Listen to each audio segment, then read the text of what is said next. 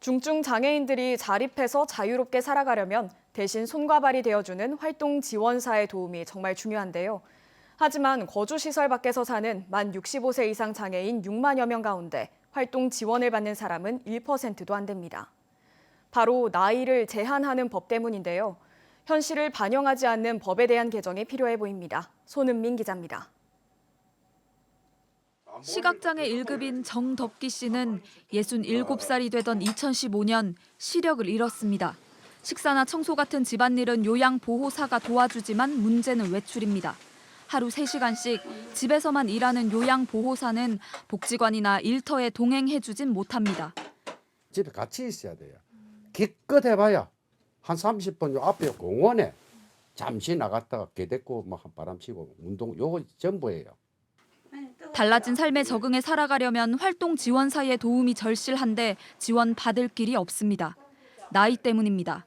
장애인 복지법은 활동 지원 급여를 만 64세까지만 주도록 정하고 있습니다. 만 65세가 넘으면 장기 요양 급여 대상자가 됩니다.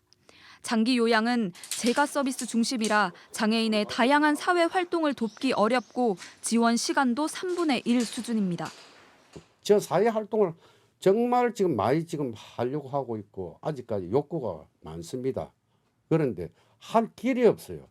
똑같은 나이 친구인데도 65세까지는 활동 도움을 해주고 65세 넘어가 보면 장기 요양을 넘어가 버리는데 이거 중환자 취급을 받는 게 올해부터는 장애인 활동 지원 급여를 받다 만 65세가 된 경우 심사를 통해 계속 지원받을 수 있는 길이 열렸습니다.